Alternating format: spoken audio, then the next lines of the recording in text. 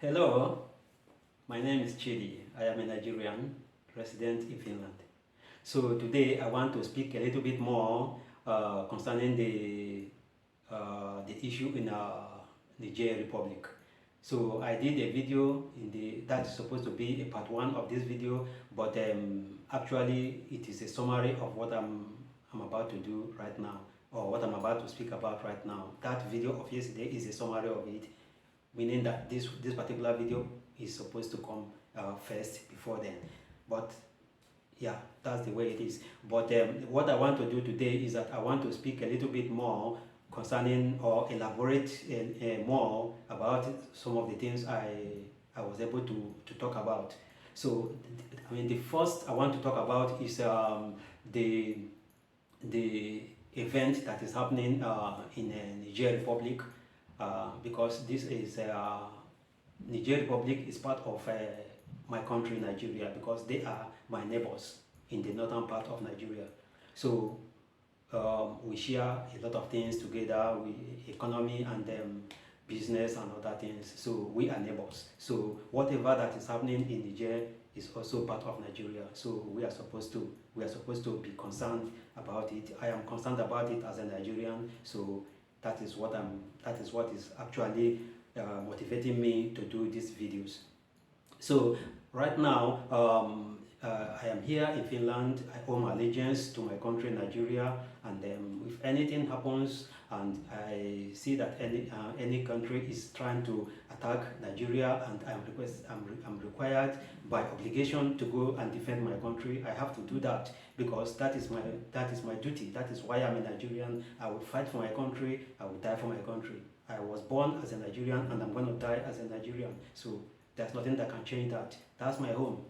So, but it pains my heart to see that something in this nature of like there is a plan that is going on right now that is involving Nigeria, going to help France to sign up a West African military alliance to go and strike on Niger Republic.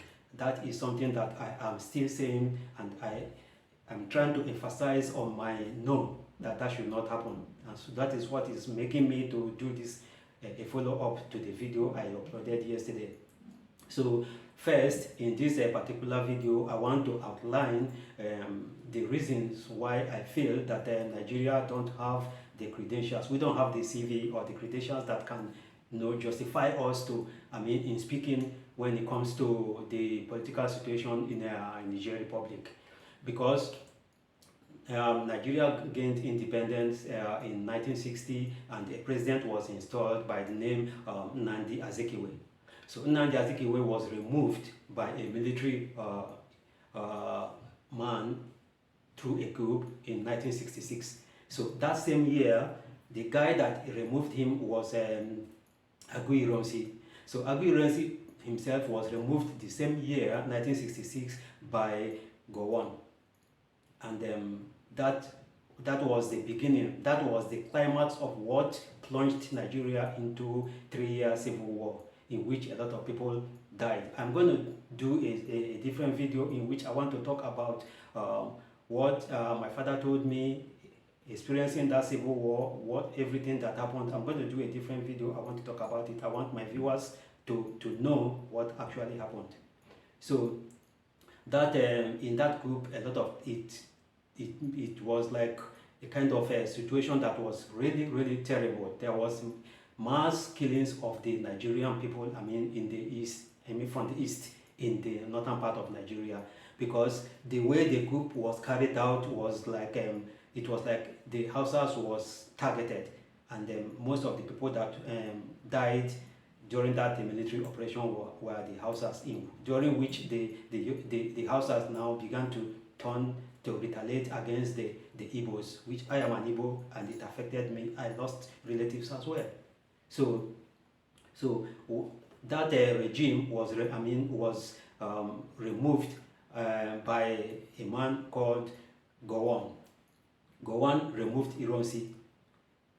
Then after Ironsi, when Gowon was in power, Gowon was away on an OAU summit sometime in 1975. He was removed and then Murtala Mohammed came into power. So Murtala Mohammed was installed in 1975. Then during the year 1975, Murtala Mohammed was also removed in a bloody coup. Murtala Mohammed was killed. A lot of people, I think more than 120 people was implicated in the plot that killed Murtala Mohammed. Many of them were executed. So after which Obasanjo became the president, himself a military man. So Obasanjo succeeded Murtala Mohammed. Then the pressure came on Obasanjo to return the country into civilian rule. And then he did so and established the Second Republic by installing Alhaji Shehu Shagari. So Shehu Shagari himself was removed by Buhari in 1983. So Buhari stayed as the president until Buhari was removed by Babangida. So in 1985. So, and it was also not very, very peaceful. So by 1990, a man came again to, a military officer came again and attempt to remove Babangida in 1990. So it was not very, very peaceful because most of the guys, though the coup plotters were, the coup was not successful, but all those guys that were implicated, most of them were not spared because Babangida didn't tolerate, he didn't want to see that kind of a thing was happening. So he never had mercy on all those guys. So Gideon Oka and his colleagues were like quenched. So Babangida continued and tried to say, okay, right now what he's going to do is to avoid any kind of military interventions. He wants to return the country into civilian rule. And the appointment of the Shoneko as an interim president was just like experimental. And then that was in 1993. By 1994, a year later, the Shoneko was removed by a military man again by name Abacha. Abacha was in power, and then he became like a dictator, and froze everything that concerns the constitution of the country. Everything was centered around him to make it possible for him to remain unchallenged. So my point is this: all this was happening, and Mali and Mali and the Niger Republic and Ghana and all other countries, Cameroon, this economic community of West African states were watching and seeing what was going on in Nigeria. And I tell you, nobody spoke, nobody intervened. The only time there was intervention was when Ghana volunteered to assist Nigeria by creating a neutral ground where the warring factions in Nigeria, by the side of the Biafrans and the federal forces, could come to Aburi and negotiate and see if the war could be averted. So that was what led to the Aburi Accord. So that was the only involvement of West, which was also good in a way. It is something positive, which I think we should borrow a leaf from there and see that such kind of gesture is something that we have to continue in West Africa.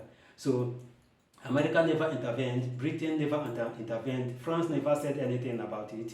So we just suffered alone until we are able to negotiate and make peace for ourselves. But when it comes to when that the accord, the Aburi Accord was not upheld and war broke out in Nigeria, we were being helped. The federal forces were being helped to see that the South ammunitions, they gave us planes, they gave us weapons to the federal forces to fight against the Biafran side, which was the only way they could be able to help us. They never help us to make peace. They only come to help us when it comes to killing each other.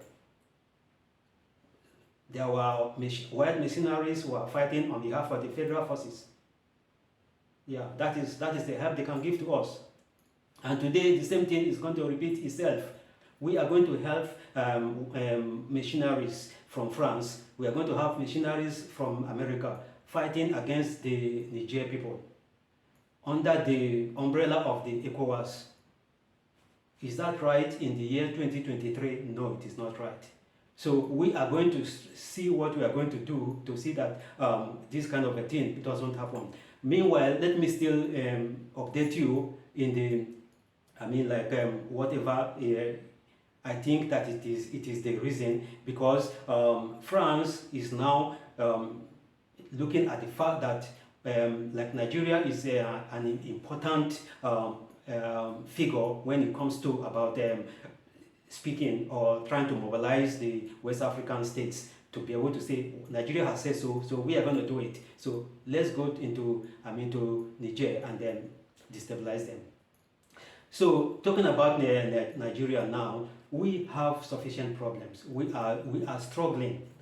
Though we have all these military operations going on in Nigeria and all those things happening, we are still not capable. Militarily, we are not able, we are not strong. Because if Nigeria is strong, why haven't we defeated, why can't they defeat, or why couldn't they defeat the military insurgents in the north since 2002?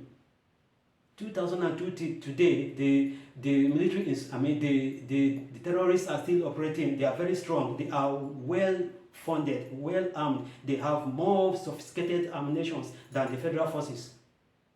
And we have the kind of soldiers, we have the kind of military force by ECOWAS and then Nigeria, inclusive, to be able to go there and disarm these people. No, they can't.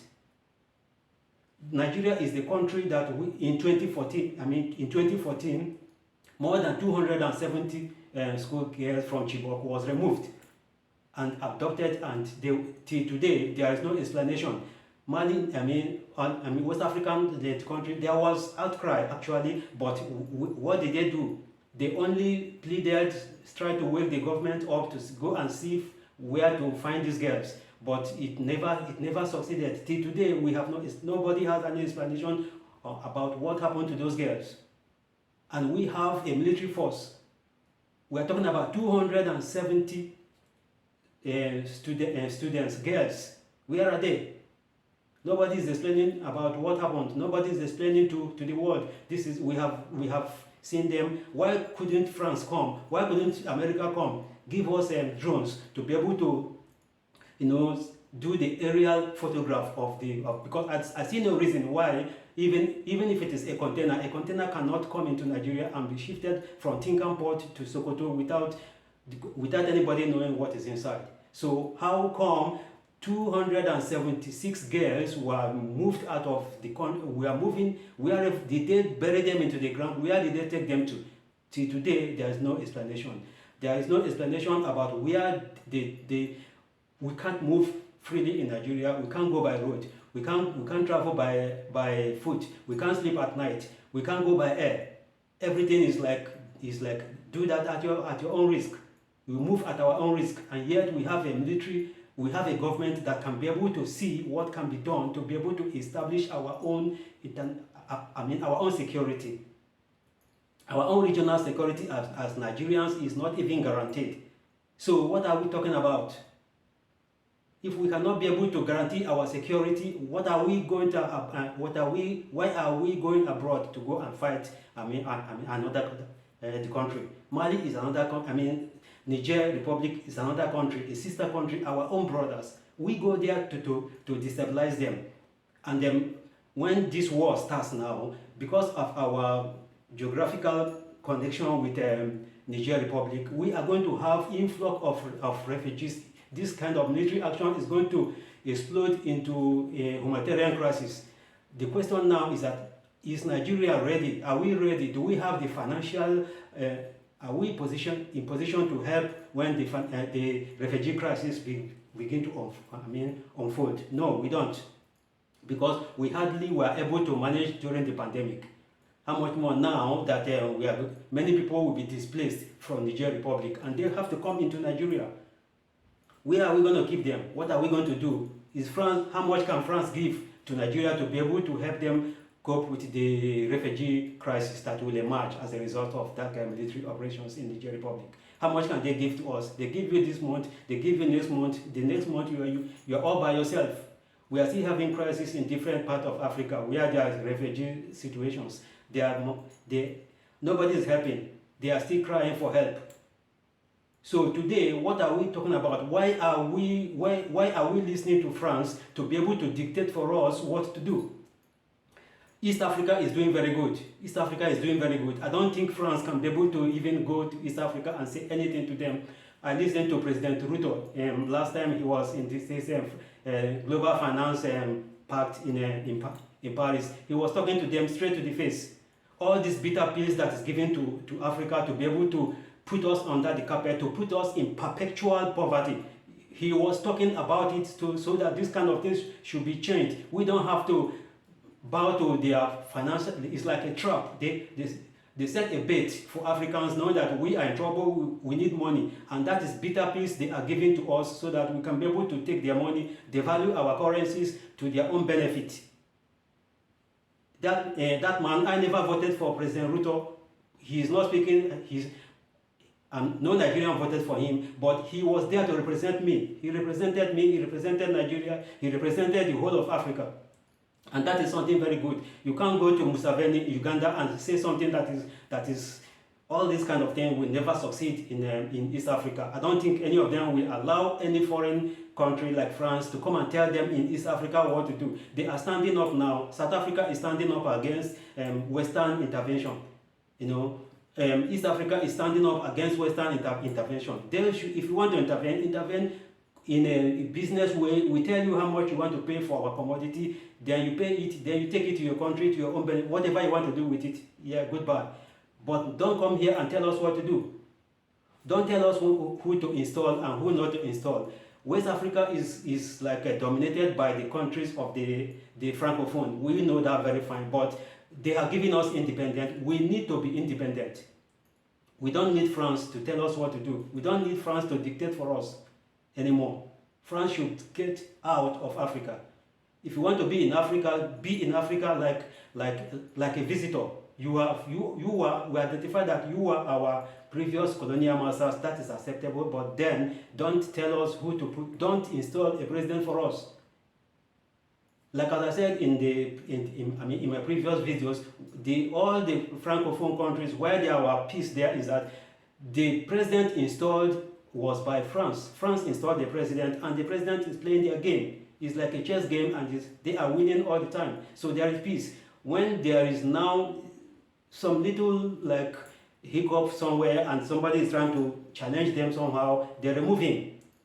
When the president is removed from the Francophone country, France is behind it. How long is this going to continue? That's my question. When will we be independent? When will this independence be granted unto us freely, so that we can be able to decide what kind of government we want to take? Do we want military government?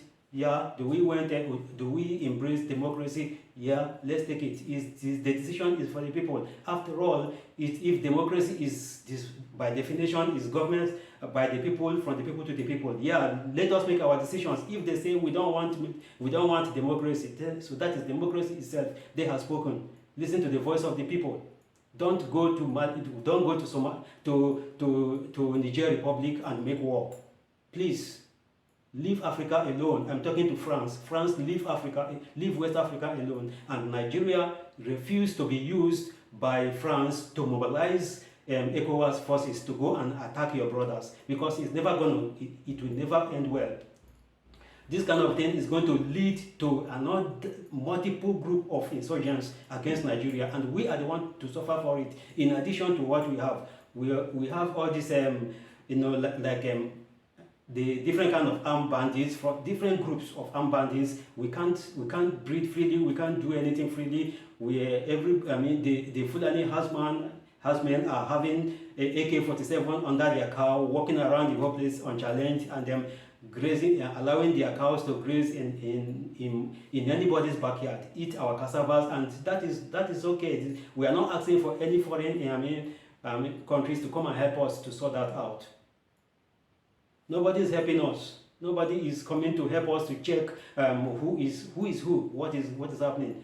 Is France coming to help us to be able to install peace in Nigeria? Is France coming to help us to find the Chibok girls, to find out the occupants of the train that was hijacked? What international assistance do we have? No, everything is still up to us. So what they are trying to do now is to add petrol to the fire for Nigeria, for West Africa, and for Africa as a whole. Because when these people are beginning to disperse from Niger Republic, they will now go back to all other countries that are around them that because the position of the Niger Republic right now is almost in the middle. So people are going to flee. Most of them is coming to Nigeria. And many of these people that is coming, that will flee are also maybe nobody knows their credentials. Who are they? So this is the how sensitive this matter is. So what I'm saying right now is that diplomacy is the best tool to be able to use to see if we can bring these warring factors, these military groups in Niger Republic, bring them to a round table, see if anything can be done to be able to at least, if it is possible to reinstate this president that was removed, they can reinstate him if they so desire. If they don't want to reinstate him, let us say, okay, that's what they want. Many of the countries of West Africa did the same thing. Military rule is not a crime in West Africa, because I grew up in Lagos. I'm an African. I know what military does, how much military takes rules the country. Everything has to be military, because if I arrive in Lagos, I want to travel to Imo State, it's like every 1 kilometer is a roadblock. The military, the soldiers are there, they're checking, sometimes they're not checking anything. We know how it goes. You just give him something and then you are gone. You just goodbye. Sometimes they stop you, waiting your job remain. You give them something, they're 200, 300, 50 euro. 15 naira, whatever you can give them a loaf of bread. Yeah, fine.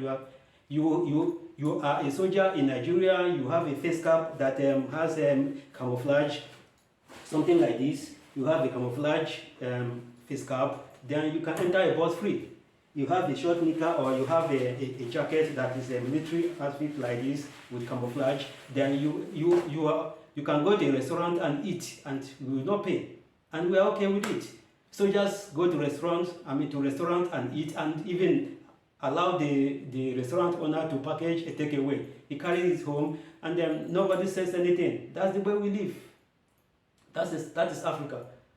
Changes will come, but it will come gradually, but not with force. You can't impose democracy upon us. If what succeeds in France may not succeed, they have started their own practice of democracy long before us. We don't know when they started. They started a long time ago. But today they want Africa to grow within 60 years of independence. Within 60 years of independence is not as the same distance they took. They started their own battle of self-reliance and being democratic. It was not an easy journey. Like as I said, it never, even till today, is never working for America, who are the giants of democracy. It never worked for America. America is not even democratic, because Trump is still, till today as we speak, Trump never accepted that he was defeated. He's still crying, stop the steal. Is it democratic? No, it's not democratic. And yet, every part of the world, the international community is looking up to America as a model for democracy, and yet they are not democratic. So what are we talking about? Why are we imposing democracy upon people who it is not their own way of life? The Arab nations are ruled by dictators. First, a dictator can be in one part of Arab country like Iraq. Saddam was there ruling multiple years, as long as he want. Gaddafi was there ruling for many years as is possible. They are okay with it. People there was fine until America began to tell them, hey, you have to remove this man and put another. Is that what the people want? No. If by dictators, if it is working very well for them, let it be. Why do we have to go there and set the country ablaze? Why do we have to go there and begin troubles by removing one president and putting another? Is it up to us who another country installs as a president? So this is the point that I'm trying to speak about today. France is dictating who wants to be a president, different kind of presidents in all the parts of West Africa. France should let West Africans to rule themselves. France should let West Africans to design our own pattern of leadership. what do we want?